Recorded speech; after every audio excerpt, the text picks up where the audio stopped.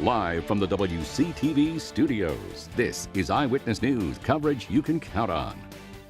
Now to the most contentious race in Leon County. Accusations of mismanagement, attack ads, and much more in the race for Leon County School Superintendent. And tonight, a new leader in charge of the school district as Rocky Hanna has beaten Jackie Pons. The incumbent had been in office since 2006. Hanna with a 79,690 vote turnout to Jackie Pons' 52,710.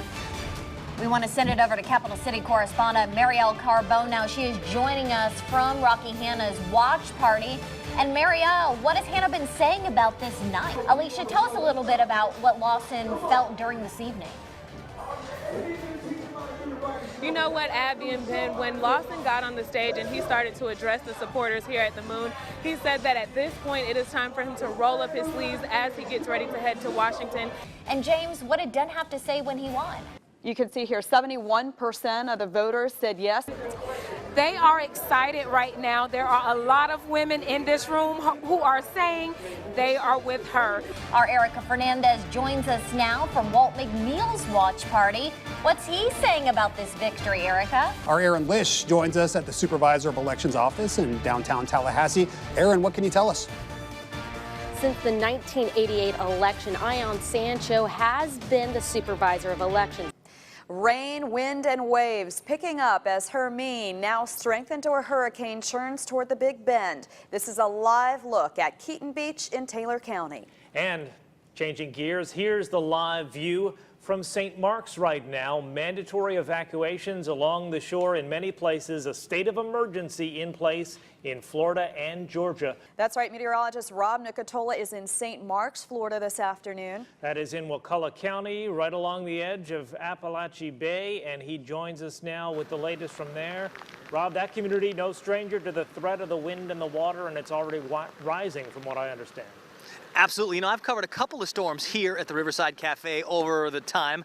Okay, Rob, thanks for that. And of course, everyone wondering exactly where the track will go, and that will determine who gets it worst along the coast. We've got that coast covered. We want to move now to Lenitra Bennett. She's also stationed along the coast right now. That's right. She's further to the east in Taylor County tonight. Lenitra has been in Keaton Beach for most of the afternoon, watching the weather conditions change. Lenitra, describe what you're seeing right now. Julie and Eden, it has been raining nonstop here in the Keaton Beach area all afternoon. Now, more damage reported by a resident in the city of Tallahassee, a family being evacuated due to rain coming into their home. That's right. Amy Park says that the damage happened at her home on Old Fort Drive. Now, that's near the Myers Park area. She joins us live by phone right now, and it's been a pretty frightening night for you and your family. Amy, thanks for joining us this morning. We had a tree fall onto our house, and it came into our living room. It's gotten bigger through the night, so we have about a 10-foot by 10-foot hole in the middle of our living room. Right now, thousands of people are still waiting for their power to be restored. All of them are customers of Talquin Electric, Duke Energy, and Tallahassee Utilities. But the slow response isn't for a lack of effort. Our Capital City correspondent Marielle Carbone met with the head of Tallahassee Electric. Marielle, now what can you tell us? It was an emotional conversation with the general manager of Electric. He says crews day in and day out working to restore power here in Tallahassee. The eyes of the world are on Orlando. Places like Paris honoring the victims of the Sunday morning massacre at a gay nightclub. You see here the decorations in Paris in honor of those victims. Hundreds gathered in Toronto to mourn the victims. A Sunday night vigil featured prayers and speeches of hope. A similar event halfway around the globe in New Zealand as well. A building in that nation's capital lit up in rainbow colors. Good evening, I'm Eden Schultz. And I'm Julie Montanaro. Authorities are still working to identify all of the victims. 49 people have died, all but 2 have been identified. 53 others are hurt. Some of them are in grave condition today, and some families still do not know if their loved ones died in the gunfire. Police continue to comb the crime scene. They have removed the last of the bodies from the club. The city of Orlando is still stunned more than 36 hours after that massacre. Our James Buckley has covered this story from Orlando since yesterday. He joins us now live from outside Pulse nightclub with the latest. James. Eden, Julie, as you mentioned, a lot of people still unaware if their family member or friend has died, and that's making the grieving process just that much more difficult for the city of Orlando. Daniel Olivo lives a half mile down the street from Club Pulse. My 19-year-old stepson woke me up and that he heard gunshots. So we just woke up and, went around the house to look outside to figure out what was going on. What was going on was the worst massacre in U.S. history. It's very upsetting. What Olivo didn't know was his friend was among the 49 people shot and killed.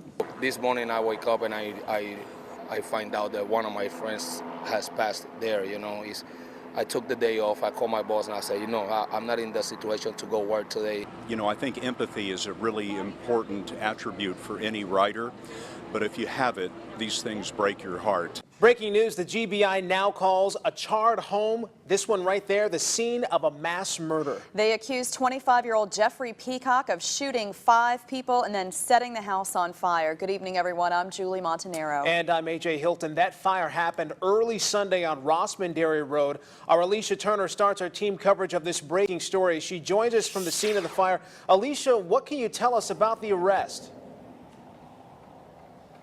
AJ and Julie, we are just getting our hands on this report, and based on it, Peacock was arrested on Wednesday. And as the authorities have told us, all 5 of the victims found in that home were shot, and that fire was set to cover it up. And the 5 victims are Jonathan Edwards, Alicia Norman, Reed Williams, Jones Pidcock, and Jordan Croft.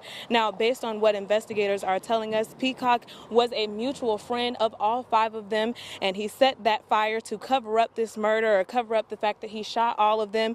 And again, he was arrested on Wednesday. Now, as we've been out here, law enforcement has been on scene for the last 4 days, and the community, well, now they're finally getting some of those answers. And of the 5 people, 2 of them were laid to rest earlier today. And our Noelani Matthews, she's been following it. She was there today. I know they didn't have the answers at the time, but what were some of the things that were going on? Start with breaking news at 5.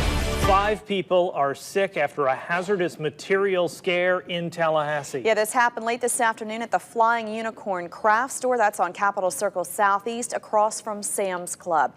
Aaron Lish is on the scene right now and joins us with more information on what's happened. Hi, Aaron.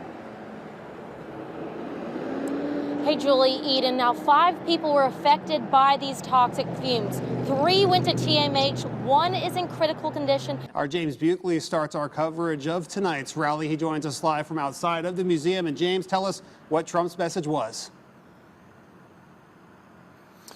Well, Trump took to the stage around 6:30 this evening. He spoke for about 40 minutes. It concluded a long trip all across the state of Florida. He started in Doral, then went to Sanford, and then finished up here in Leon County, a county that's known for mostly voting blue, but that didn't stop supporters from coming out in drones to see Donald Trump. An update on the search for a suspect in a deadly Tallahassee stabbing. Tavon Jackson is accused of killing 23-year-old Giovanna Glover. She was killed while working at the Walgreens on West Tennessee Street. Today we're learning more about the relationship between the two.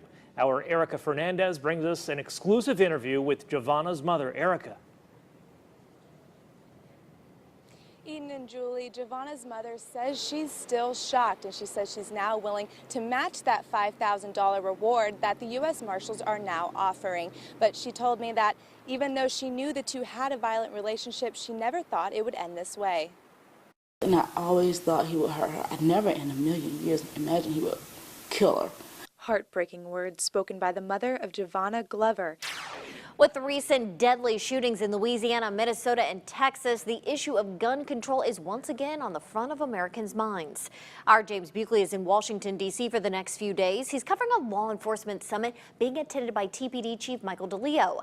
Earlier today, James met with several people from other countries and got their thoughts on the recent violence. When you walk around Washington, D.C., you're bound to find tourists from all over the globe. That's why we talked to them about what it means to have guns in America and the upcoming police summit. Looking from the outside, it's amazing how passionate people are about owning guns. And we'll have complete coverage of Chief Michael DeLeo's visit with the Obama administration at the White House tomorrow on Eyewitness News at 5, 5:30, and 6. Reporting from Washington, I'm James Buckley. Back to you.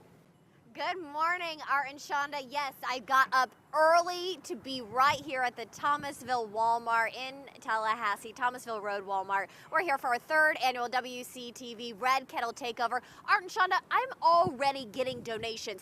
As we were setting up, people were already putting money in the bucket, so it's a great start to the day. And joining me now is Lieutenant Ryan Mayo with the Salvation Army and his son, Chris. And thank you so much for being here this morning. This is our 3rd annual WCTV Takeover Day. What does this mean to the Salvation Army? What do these funds mean? Ring my bell. That's such a bad dance. Ring my bell. That's all I wanted to hear from you, Art, all day. He came through. That is awesome. You guys did good. Thank you guys for being out there. And the reason that I am here, Ben and Julie, I have a big announcement regarding our WCTV Red Kettle Takeover. Around 3:30, I got a call from some of our salespeople who were out there ringing, Hannah and Sandy. They told me that a man saw us and he dropped off a $2,000 check. He heard that was our goal. Wow. And he said single-handedly decided he said to it's meet from it. the dogs. It's from Sugar and Sadie. That's Hannah, our sales executive, and Sugar and Sadie are the 2 dogs. And this couple, they want to remain anonymous, but said, "Hey, we heard you wanted to reach that goal. Here's $2,000." Let me tell you today, so many stories of people handing over 20s, a $100 bill. Asher said that he got. Coins, kids just giving coins. I think this is what we really need right now this season to show that there are so many kind people. Now, when a batter steps into the box, it's him versus the pitcher. For one Rickards baseball player, his whole life has been an at-bat against every curve someone could throw at him. WCTV Sports Director Asher Wildman has a story. No one really knew the full story of what I really went through as a homeless student. For Rickards senior B.J. Johnson, his story is heroic. But what you wouldn't guess is that for most of his 19-year-old life, it's been tragic. I didn't really want to share the story because I didn't want people to worry about me. I wanted to let everybody know that I'm happy and I could do it and I was going to make it. When B.J. was 3, his father was sentenced to prison for life. His mother had an ongoing drug problem, which forced him to live with his grandmother. But in 2014, his grandmother died, forcing Johnson to live in his grandmother's car for 3 months, and no one even knew. All right, BJ. Now, hold on, BJ. I got a surprise for you, my man. Oh, man. So, hold on. Wow, man. I told you I wanted you to do a sportscast. Yes, sir. Now, I'm going to get a little emotional, my man, because your story... I'll do it, man. It hit home. Yes, sir. This is a graduation present. It's a baseball bag for your summer travel. Yes, sir. But we got a lot of people that reached out to you. Right. Yeah. And yes, sir. Got a special video here from a baseball player I think you know. Let's take a look. What's up, BJ? This Max, Rickards High alum. First off, I just want to say congratulations to all your recent successes and all the hard work you done put in to be where you at. Hard work will take you a long way. And also, I just want to let you know, if you, Coach Kelly, y'all want to come out to a baseball game, come watch me play. Yeah. Just make that wish, and you never know what could happen. You have a good one. I'll see you later. You a Braves fan? Oh, yes, sir. You excited about seeing Mallix play for the Braves? Yes, sir, I am. So, I spoke to Mallix. He wants you and Coach to let him know when you can go up to Atlanta. Yes, sir. And you guys are going to have fun at the ballpark. Yes, sir. But, BJ, we're not going to stop there. Right. So many people wanted to help you, and so many people are anxious to see you go to college and do well at Iowa Lakes Community College. We have another video from some great folks here in town that want to do something even more special for you. Take a look. Hi, BJ. Hey, we're just a few people here from Celebration Baptist Church. We heard about your story. We want to say that we're proud of you, and we want to say that we have a special surprise for you. So get ready for a graduation party held in your honor, and we hope that it helps you along your way. We heard that you had some concerns and some needs along the way, and we want to celebrate you and all your hard work, and we want to be the hands and feet of Jesus and just love on you and help that this will be a really great graduation party. So congrats again, BJ. We look forward to meeting you. Thank you. So, BJ, you're going to get a graduation party, lots of presents, So what do you got to say about everything that people have been writing to you and sending you and want to do for you? Just what do you want to say to everybody? Oh man, thank you to everybody around the world. Thank you to my family, friends, everybody, Rickers community, just everybody who had faith in me along the way. I thank everybody. I really do appreciate it, and just much love to y'all. I really do love you guys. All right, are you enjoying the weather so far? Fantastic. Okay, you can thank this guy. Well, see, for one guy who gets blamed for the course and one guy gets blamed for the weather. Yeah. That's it. So pleasure to have you. Thank you very much, sir. Good morning, Art and Shonda. We are here at Dodge Chrysler Jeep for our very first WCTV Day of Kindness. We're in the holiday spirit. We want you to get in the holiday spirit and help so many people in our community today. We're actually partnering with 3 great organizations. And you come out and people, well, Rob, you'll give them a high five if Absolutely. they come out and donate. People have been awesome. They so have been far. awesome. I'm still waiting to hear some more honking as they drive by on Tennessee Street. You know, the noise makes me happy. We haven't had enough of that yet this morning. So come on out, do it. It's got to be on the way to work for at least some people, right? Exactly, I would think so. And again, if you want to give blood, that starts at 11 this morning and goes until 6 p.m. The One Blood Mobile is already here. The big red bus. I think we see some donations coming in behind us. It's awesome. You can bring unwrapped toys, food. Again, we are partnering with Catholic Charities, Toys for Tots, and One Blood for the very first WCTV Day of Kindness. Florida State gearing up for Friday's Orange Bowl matchup against Michigan. The WCTV Sports crew is on the road with the Noles. Of course we are, making the trek to South Florida ahead of the game. And that's where we find our Asher Wildman. He's in all the action. Asher, what you got? Good evening, Ben. Good evening, everybody. And you know, my favorite part about going to a bowl game is learning some of the history of the bowl game. But not just, you know, who's won, who's lost, more of the off-the-wall information, the stuff that nobody in their right mind would know about. For instance, did you know in 1964, the Orange Bowl was the first college bowl game ever televised in prime time? Still, there's a lot of other things to know about the Orange Bowl. That's why I want to ask you, did you know the oranges they use in the Orange Bowl trophy don't really come from anywhere special? Really? They just come from your local Publix grocery store. So how does it work? Well, the Orange Bowl committee picks somebody to go to the grocery store, select the best looking ones,